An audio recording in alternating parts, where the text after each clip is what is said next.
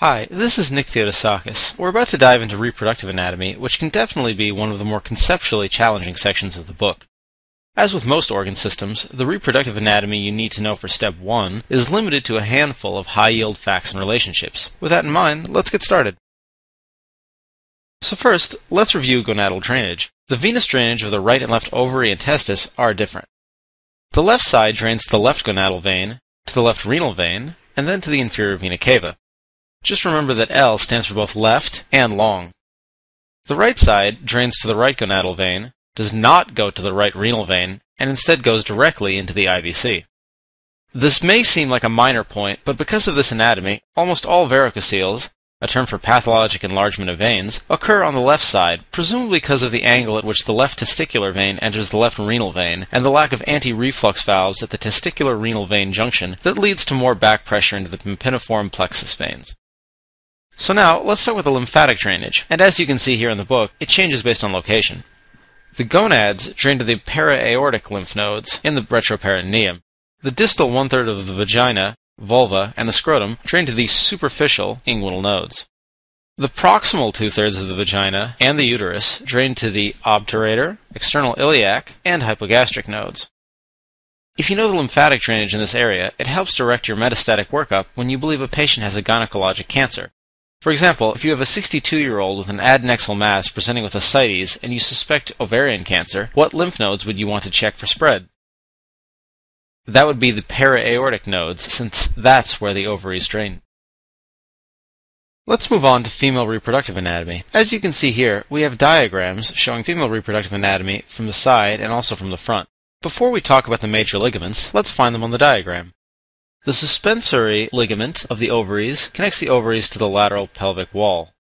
The cardinal ligament, which isn't pictured, attaches the cervix to the sidewall of the pelvis. The round ligament connects the uterine fundus to the labia majora. This is also not pictured.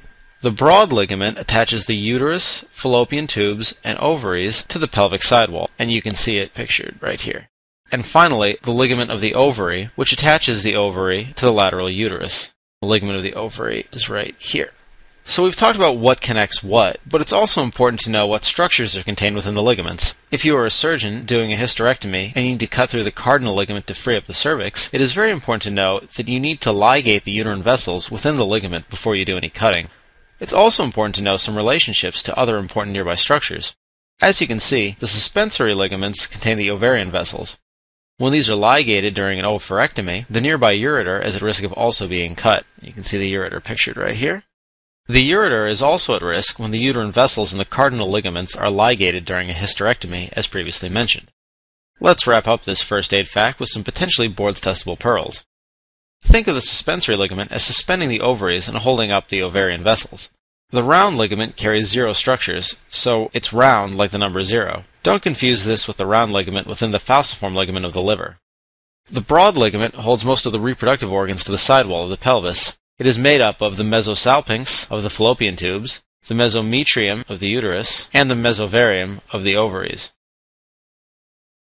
In terms of the histology, the fallopian tubes, the uterus, and the endocervix all have simple columnar epithelium, whereas the ovary has simple cuboidal epithelium, and the ectocervix and vagina have stratified squamous epithelium. If you think about the functions of these structures, this makes some sense. The ectocervix and vagina experience some mechanical stress during childbirth and intercourse, meaning they need the strength that stratified squamous epithelium lends. The ovary is a secretory organ and is simple cuboidal like many other secretory organs such as the thyroid gland. The ovulatory pathway, which includes the tubes, the uterus, and the endocervix, is simple columnar because these regions need to move unfertilized and fertilized eggs into the uterus for gestation, and the cilia of simple columnar epithelia aid in this goal. Now we'll take a moment to review the male reproductive anatomy.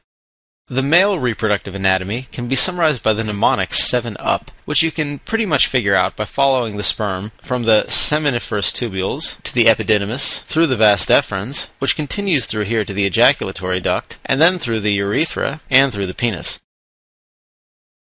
In terms of the male sexual response, the mnemonic point and shoot links P, point, parasympathetics with erection and S, shoot, sympathetics with ejaculation. Pretty simple, right? So again, penile erection is controlled by parasympathetics. The pelvic nerve triggers nitrous oxide release, which increases cyclic GMP, which relaxes smooth muscles in blood vessels of the penis. This vasodilation causes erection. This is how some of the erectile dysfunction drugs we'll discuss later work, as drugs like sildenafil and vardenafil are phosphodiesterase inhibitors that block the breakdown of cyclic GMP. Eventually, you do get release of norepinephrine, which causes calcium influx, smooth muscle contraction, and vasoconstriction, which then stops an erection. Emission is the deposition of seminal fluid into the posterior urethra, a sympathetic process triggered by the hypogastric nerve. During ejaculation, semen is ejected by rhythmic contractions of the bulbospongiosus muscle, triggered by the S2 through S4 spinal reflex through the pudendal nerve. Let's finish up this section with the seminiferous tubules. Here's a different image than what appears in the book. Spermatogenesis is a process that occurs in the seminiferous tubules of the testes. As you can see in this diagram, the sperm become further developed as they get farther from the basal lamina. They start as spermatogonia, then become primary spermatocytes, secondary spermatocytes, early spermatids, late spermatids, and finally spermatozoa. Spermatogonia are the germ cells that keep the sperm supply going. They line the seminiferous tubules along with the supporting Sertoli cells. You can remember this as spermatogonia are gonna become sperm. Sertoli cells are non-germ cells that support and nourish developing spermatozoa, playing an important role in regulating spermatogenesis. Tight junctions form the blood-testis barrier. They also connect Sertoli cells. This barrier protects the gametes from autoimmune attack. Sertoli cells also serve an endocrine function by secreting inhibin, androgen-binding protein, and anti-Mullerian hormone. Inhibin inhibits FSH secretion and acts as negative feedback for spermatogenesis. By the same token, in order to ensure that the correct anatomy arises in the first place, anti-Mullerian hormone induces regression of the Mullerian ducts, preventing males from developing female internal genitalia. Back to the subject of testosterone, Leydig cells are found in the interstitium, which is outside the basal lamina, and their main job is to produce testosterone. So as you can see, all of these players work together to ensure that sperm both develop and are maintained until needed for insemination. Additionally, it's worth noting that the seminiferous tubules are temperature sensitive. High temperatures actually decrease sperm production as well as secretion of inhibin. This situation is often seen in varicocele and cryptorchidism.